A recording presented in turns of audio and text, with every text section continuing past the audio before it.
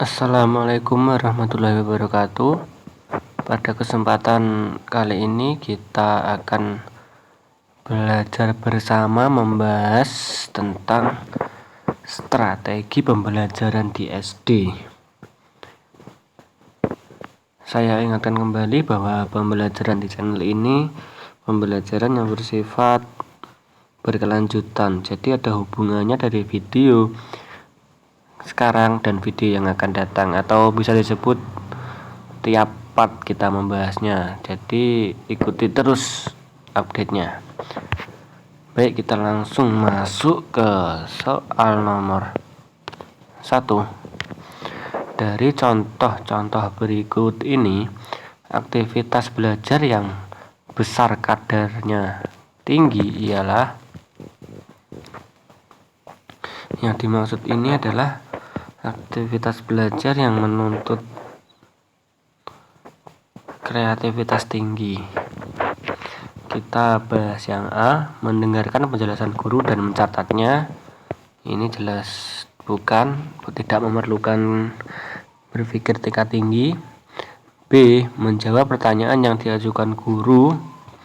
Juga ini tidak, karena menjawab itu cuma siswa dilatih untuk menggali ingatan.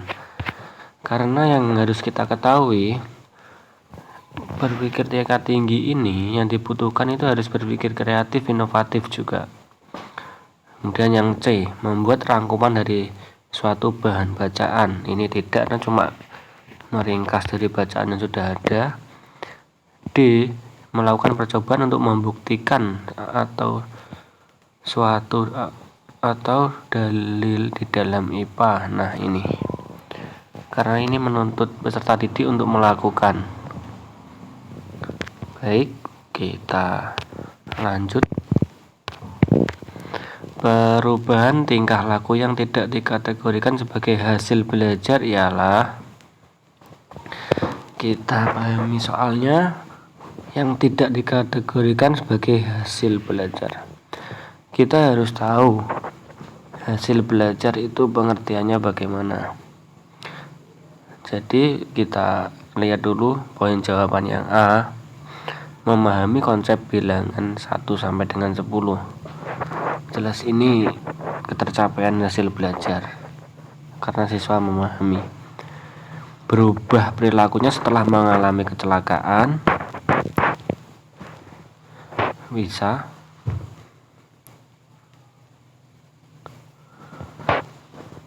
C, dapat menyanyikan lagu Indonesia Raya dengan baik. Dan D, menghargai pendapat orang lain. Ini yang kita harus ketahui adalah yang tidak. Ini termasuk menghargai pendapat orang lain juga hasil dari pembelajaran. Nah, ini B. Karena perubahan perilaku karena kecelakaan itu tidak termasuk dari hasil belajar. Kita langsung masuk soal nomor 3. Hasil belajar yang termasuk ranah afektif. Kita tahu bahwa terdapat 3 kompetensi siswa, yaitu kognitif, afektif, dan psikomotor. Kita lihat poin A, mencintai kebersihan. Ini jelas bukan afektif ya. Ini bisa masuk kognitif. B, mohon maaf. Ini yang namanya kognitif itu pengetahuan. Ini saya centang karena memang mencintai kebersihan itu masuknya afektif. Yang B, dapat membersihkan lantai kelas dengan baik. Nah, ini dapat membersihkan karena dia pengetahuannya itu tahu dapat membersihkan. Jadi ini bukan afektif, tapi kognitif. C, dapat menjelaskan pentingnya kebersihan dalam kehidupan manusia. Ini juga kognitif. Dapat mengidentifikasi ciri-ciri ruangan kelas yang bersih. Ini juga kognitif. Jadi jelas A. Baik, kita lanjut.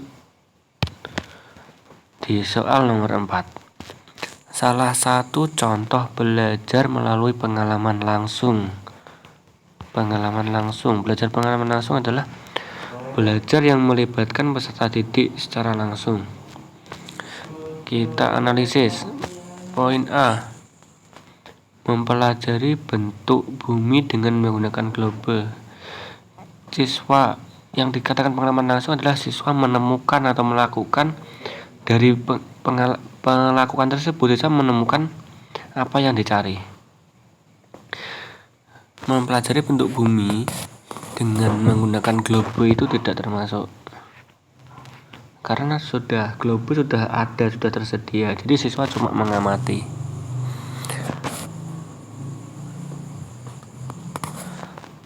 Yang B, membuat peta pembibit dan salah satu jenis tanaman pangan yang bisa.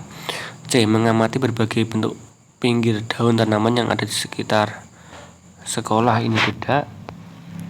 Ini memang memerlukan keterlibatan siswa, tapi di sini tidak termasuk pengalaman langsung karena siswa tidak menemukan memperoleh pengetahuannya dari hasil yang dilakukannya. Jadi ini bukan. D, membaca uraian mengenai hasil bumi, jelas ini juga bukan. Jadi jawabannya B, karena dengan membuat peta siswa sendiri yang melakukannya dan siswa sendiri juga menemukan pengetahuannya atau memperoleh pengetahuannya dari hasil yang sudah dilakukan tersebut. Baik, kita masuk pada soal nomor 5. Kegiatan belajar melalui pengalaman tidak langsung yang paling abstrak. Tidak langsung dan paling abstrak. Paling abstrak adalah pemikiran peserta didik yang bebas ke arah nalarnya. Jadi kita lihat poin A, memperhatikan cara orang lain memelihara ternak. Ini memperhatikan. Jelas ini konkret. B, mempelajari pertambahan penduduk dari tahun ke tahun desa grafik. Jelas ini konkret. C, mempelajari cara menanam padi melalui chart. Jelas ini konkret. Karena meskipun tidak langsung, tapi dengan pembelajaran A, B, dan C ini, itu siswa mendapatkan kebenaran atau fakta. Nah, baru jelas. D, mendengarkan penjelasan mengenai sejarah perjuangan bangsa.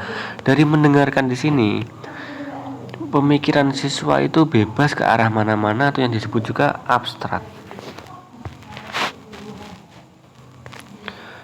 Baik, kita lanjut di soal nomor 6. Dari contoh berikut ini, cara membangkitkan motivasi belajar siswa yang dipandang lebih baik. Jadi jelas ini jawabannya benar semua, tapi kita analisis. Ini membangkitkan motivasi. A, memberikan pujian kepada siswa yang berprestasi baik. B, memberikan nasihat kepada siswa supaya belajar sungguh-sungguh. C, tujuan pembelajaran dengan kebutuhan hidup sehari-hari. D, mempersaingkan siswa secara kelompok. Kita bandingkan. Memberikan pujian kepada siswa yang berprestasi baik itu memang sangat diperlukan. Akan tetapi kebiasaannya itu yang tidak baik, karena siswa ketergantungan dari pujian ini. Kemudian yang B, memberikan nasihat kepada siswa supaya belajar sungguh-sungguh. Ini juga motivasi baik, tapi ini sudah umum dilakukan. Kita lihat dulu yang lain. Tujuan pembelajaran dengan kebutuhan hidup sehari-hari. Nah, ini di sini kita bisa kaitkan dengan pembelajaran bermakna, bahwa pembelajaran tentunya outputnya adalah perlu di kebutuhan sehari-hari atau dibutuhkan di kehidupan sehari-hari. Di sini berarti kita ambil atau jelas jawabannya yang C. Karena untuk mempersaingkan siswa secara kelompok ini jelas tidak baik, tidak lebih baik dari poin C. Baik, kita lanjut ke soal nomor 7. Sebelum pelajaran baru diajarkan, kegiatan pendahuluan yang dapat menumbuhkan perhatian siswa ialah ini sebelum pembelajaran dimulai. Kalau kita hafal RPP, kita akan tahu sebelum pelajaran kita akan melakukan apa. Baik, kita analisis dulu. A. Mengungkap pengalaman sehari-hari siswa kemudian dikaitkan dengan pelajaran baru. Bisa memberikan tes awal mengenai pelajaran yang akan diajarkan. Nah, ini bisa yang B.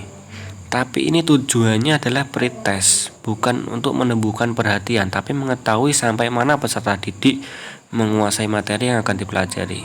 Jadi bukan. C. Mengulang dulu pelajaran yang lalu yang ada kaitannya dengan pelajaran yang akan diajarkan. Ini jelas bukan. D. Daftar dari siswa pada hari itu. Bukan. Jadi kita dapat jawabannya yang A. Oke, lanjut ke nomor 8. Balikan yang lebih efektif bagi siswa adalah balikan atau umpan balik, timbal balik yang dilakukan guru terhadap siswa dengan tujuan siswa tahu atau mengevaluasi dirinya dari hasil pembelajaran yang sudah dilakukan bersama. Kita lihat poin jawaban A. Ditunjukkan kesalahan siswa untuk diperbaiki. Sebelumnya kita lihat dulu ini ada efektif. Yang tidak efektif itu apa? Kita juga harus tahu efektif adalah dari balikan tersebut guru secara efektif itu secara tepat sasaran. Jadi yang A, ditunjukkan kesalahan siswa untuk diperbaiki. Ini boleh, memang boleh. Kita yang B dulu. Dikomentari kesalahan siswa untuk dicari lagi cara yang lebih baik. Ini juga boleh, jelas benar semua.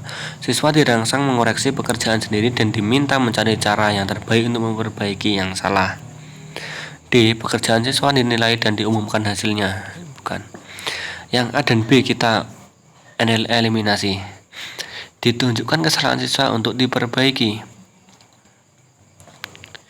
Ini bukan balikan, tapi guru lebih ke langsung memberitahu kesalahan siswa. Jadi ini bukan.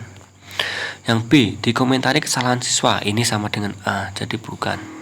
Jelas yang C. Yang C, siswa dirangsang mengoreksi pekerjaan sendiri. Ini yang namanya balikan, yaitu guru mengevaluasi atau membahas pembelajaran yang sudah ada. Kemudian siswa secara efektif tahu kesalahan yang sudah dilakukannya sendiri.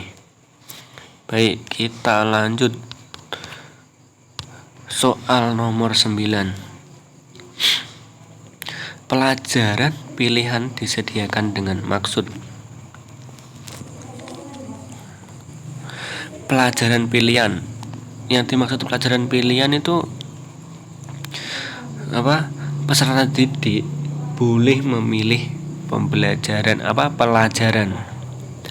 Nah, sudah jelas alasan peserta didik memilih pelajaran itu adalah karena peserta didik sesuai dengan apa yang diminati, apa yang memang di bidangnya. Jadi kita analisis poin A, meningkatkan kecerdasan siswa. Memang jelas tujuan pembelajaran itu meningkatkan kecerdasan, tapi ini tidak cocok untuk soalnya karena ini adalah pelajaran pilihan atau kenapa peserta didik memilih itu. Nah, untuk meningkatkan kecerdasan siswa ini jelas bukan. Yang B, menyalurkan bakat siswa. Bisa C, menghubungkan belajar dengan kebiasaan siswa. Bukan, karena peserta didik memilih pelajaran bukan karena ingin menghubungkan belajar dengan kebiasaan. D, menghubungkan belajar dengan latar belakang kehidupan keluarga orang tua. Jelas ini juga bukan. Kita kembali ke B, menyalurkan bakat siswa. Karena pelajaran pilihan disediakan untuk peserta didik, siswa atau peserta didik itu tahu sesuai apa yang diminati, sehingga dari pelajaran tersebut peserta didik semata-mata itu menjadi fasilitas untuk menyalurkan bakat yang dimilikinya. Jadi jelas jawabannya B. Oke, mudah dipahami. Kita lanjut di soal nomor 10. Tekanan pembelajaran itu adalah tuntutan pembelajaran. Jadi pembelajaran itu untuk apa? Bagaimana? Nah, seperti itu. Jadi semata-mata kita itu belajar, outputnya apa? Kita lihat yang A. Berlangsungnya pembelajaran sesuai dengan rancangan. Jelas ini tidak perlu kita bahas outputnya, tidak perlu ditekankan. Ini sudah seharusnya memang seperti itu. Jadi ini bukan jawabannya. B. Keaktifan guru dan siswa dalam pembelajaran. Ini juga memang sudah seharusnya. Ini bukan. C. Kesesuaian kegiatan pembelajaran dengan minat siswa. Ini bukan. D. Terjadinya proses belajar pada diri siswa. Nah, kenapa D? Karena belum tentu kegiatan pembelajaran berlangsung, tapi diri siswa itu terjadinya ini proses pembelajaran ini. Maka guru dituntut agar di diri siswa atau siswa peserta didik itu mengalami proses belajar.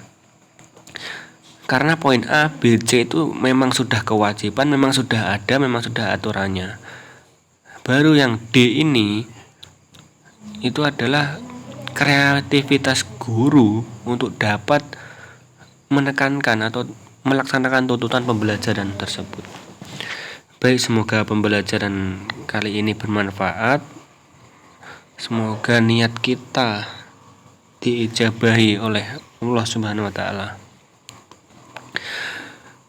Silakan subscribe untuk mengetahui update soal-soal atau pembelajaran kita bersama untuk kedepannya.